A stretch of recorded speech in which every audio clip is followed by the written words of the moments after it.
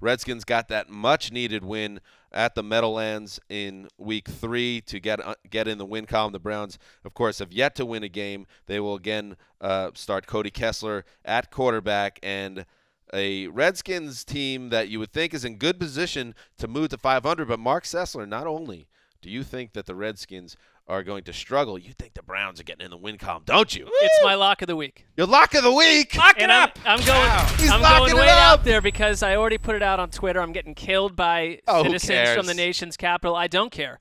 Block I 'em. really think that there's a chance for this. I see one thing that could completely dissolve my lock of the week, Wait, though. not a chance, Mark. You said it's a lock. Well, I mean, It's happening. a lock coming from me is 1-1, so it's a coin flip at this point going into the season. We're all 1-1, by the way. Yeah, so I think, though, watching the Redskins, there's a lot of things they don't do well. But you look at Cleveland, there's a chance Joe Hayden is not healthy again, and we don't know what his availability will be, how much he'll play. You look at Deshaun Jackson and Jamison Crowder and what they can do in that offense, that passing game. They could carve Cleveland's secondary right up, and that could be, the game could get out of control real quick. On the flip side, though, watching what New York did to the Redskins, I think that, in the way that Cleveland, that you got Cody Kessler, who is a very limited skill set, but he completed passes, some mid-range passes last week. You can get real estate on this Redskins defense. You can also run on them. So I do see a game where Cleveland's going to have a chance to stick around, and we'll see what happens. Turnovers could decide The it. Browns had 430 yards of total offense in Week 3, put 24 points on the board. Terrell Pryor, and who we talked about earlier this week, is a guy that Hugh Jackson obviously is doing a very nice job of using him in a lot of different ways, keeping that offense unpredictable. So I'm thinking, Mark, for you to lock this up, you like that they're playing hard. You've talked about that, and you think that their offense can do things against the middling Washington defense. I think you're going That's how you win the game. You're going to need to coax Kirk Cousins into some Kirk Cousin-y type mistakes.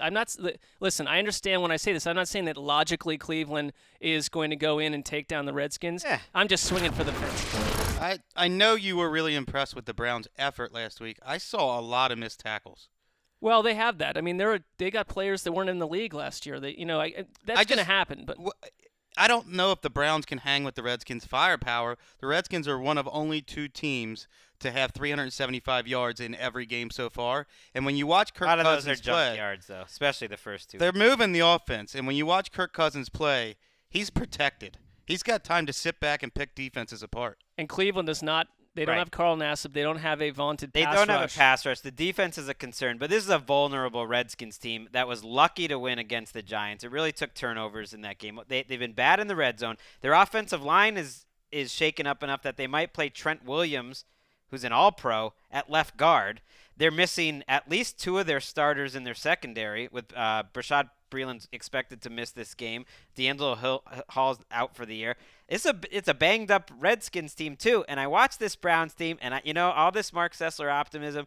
I think there's reason for it. That was the most fun Browns game I've watched in years. It was fun to watch. And Cody Kessler deserves some credit. He played well, and if the Patriots pulled off that performance with a rookie quarterback, people would be having a parade for the coaching job. Hugh Jackson did an incredible coaching job, playing to his limitations, Kessler, and he didn't make mistakes. And there was a couple times where I thought he made some smart decisions. He's not a big arm. I mean, the one issue is you're not going to be able to surprise them with the 2 quarterback situation this week. Now it's out there, and give the ball to Duke Johnson some more. He did it when he went to his home in Miami, and look at what he performed. They've got Do some it again. interesting weapons. I think Terrell Pryor is a guy now you have to start counting on him as a nucleus player. Yeah. He said he's one of the best athletes. He believes he's the best athlete on the field each week. And then watching him last week, it's like He was. I believed it. Every I game know he's- we want to move on, but this is a guy we mocked for how much we used to write about. He was kind of a punchline. Even as recently as 3 weeks ago, we said all he could do was go deep. This guy's one of the most exciting players in the league right now.